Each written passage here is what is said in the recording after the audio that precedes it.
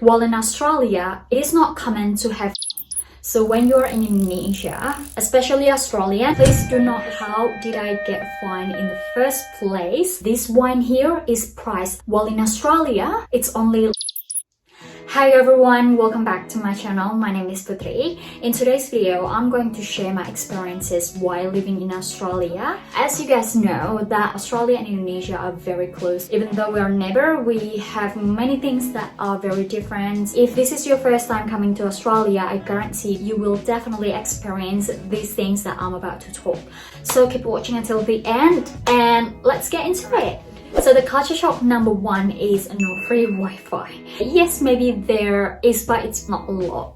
And you can't just rely on free Wi-Fi, no. So in Indonesia, it is very common to go to the restaurant or cafe. You can just ask, hey, can I have the Wi-Fi password? And it is okay to ask the waiters the Wi-Fi password. And it is not rude, it is nothing's wrong. While in Australia, it is not common to have free Wi-Fi. The first time I came to Australia, I went out to this restaurant and it is not fine dining restaurant, but it is sort of like mid-fancy restaurant. I didn't want to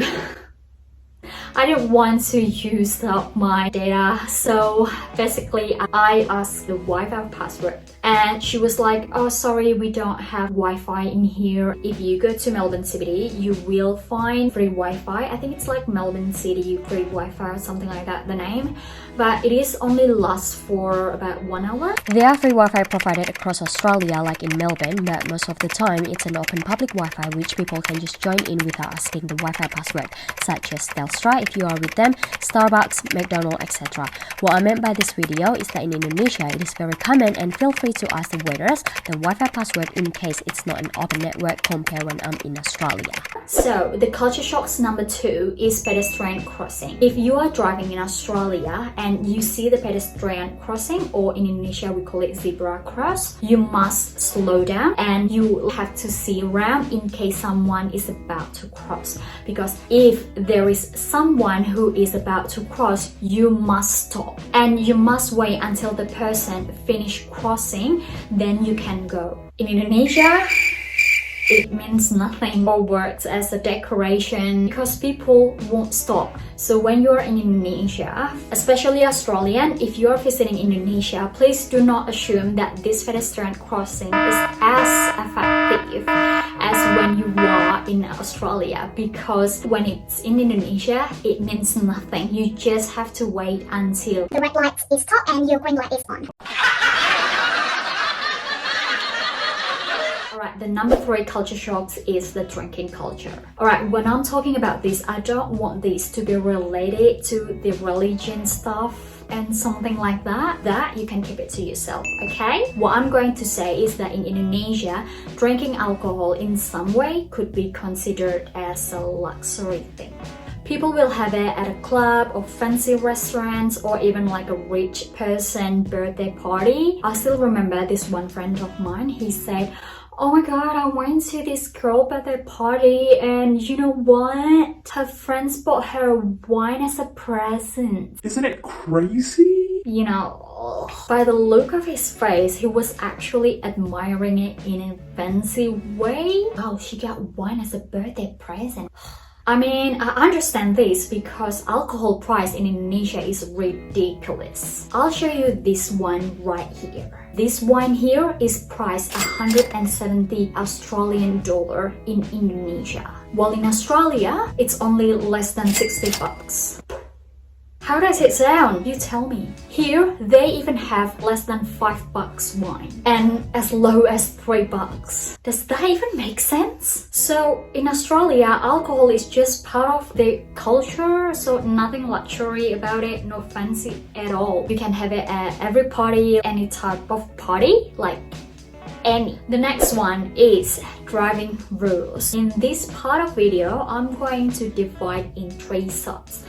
First, I'm going to talk about RBT, speed camera, speed van, and speed limit. And the third one is driving behind trams. So the part A is RBT. As we mentioned before, the alcohol is part of their culture and they can have it anytime and anywhere. but it doesn't mean they are allowed to have the alcohol in their body system while they are driving. We all know that drinking while driving is very dangerous. But in Australia, they take these matters very, very serious. Like, you cannot have an alcohol at all in your body system and driving at the same time. Like, no. So every now and then the police will have this sort of random check to see if the driver has been drinking or not.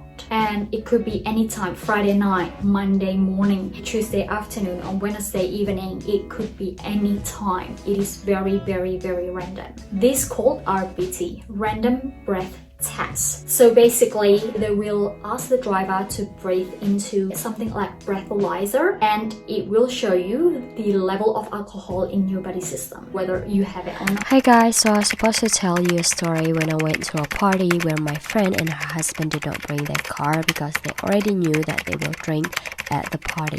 Instead, they ordered an Uber.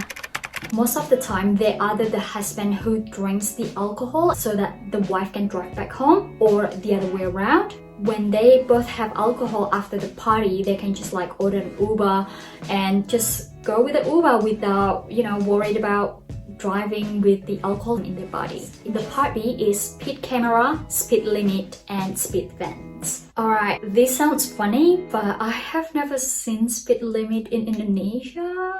Am I wrong? It's been a while since I'm not there, but legit, I have seen not one. Anyway, in Australia, you will see these speed limit signs everywhere, basically to give the drivers the legal limits on how fast they can go. Of course, to minimize the crashes and collisions, where this later on will take me to explain how did I get fined in the first place while driving in Australia, even though there is no police around. Not a single one. The answer is speeding camera.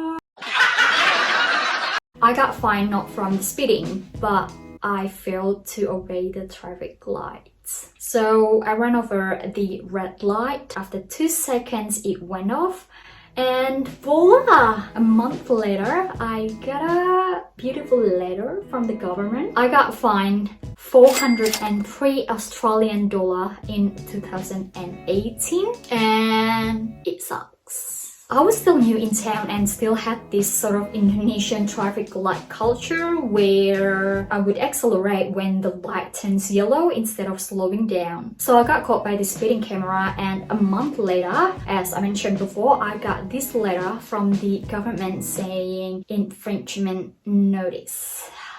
Anyway, although in Indonesia, I heard that lately in some part of Indonesia, they sort of installed this speeding camera. But I don't know whether it works or not. Maybe it's just like the pedestrian crossing where they're just like, accessories on the road. While in Australia, they also have this, what we call it, speed van. What is speed van? This basically is a police car, but it doesn't have to be a van, although the name is speed van. It could be any type of car, and the police will act undercover, where they will be on the side of the road parking the car, acting it was just a random parking. But also more cheeky, they may hide somewhere and then just catch whoever over speeding. How does it work? The cars basically have the sensor, and it's set to take a photo of the car's plate number with the high-speed camera, and the fine again will be sent to the driver's address. This is also called speed gun. I don't know how do they actually use it, but it works like speeding camera.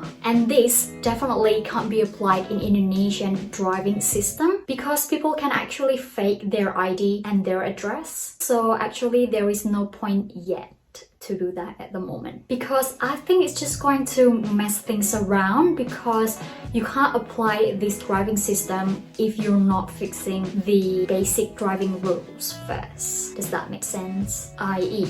the speed limit signs. The part C is driving behind tram. Whoever wondering what tram is, it is basically trains that run on the tramway tracks using this electricity from overhead cables. I will show you the photo. When you drive behind this tram, it is not only that you have to be patient because the tram runs very, very slow. Sometimes you don't have the option to overtake the tram. You just need to drive behind it. And second, you have to pay attention on those blinking lights and the bell sound. Because when the tram is stopping on the tram stop, it's either people will hop on or people will hop off. What the drivers need to do is to stop the car, wait patiently behind the tram, and do not ever try to overtake the tram in this situation, because it will be very dangerous for those people. To hop off from the tram or even hop on or hop off. You could run over them and you will be in so much trouble. It is not common to understand this rule, because for those who are living in country does not have a tram, they might not understand how does it work to drive behind a tram. Even one of my friends who lives in the Europe, her country, they don't have the tram over there. That's why it is very important to understand each country's driving rules. The culture shock number 5 is I was always the opposite. Since the first day I stepped my foot down in Australia,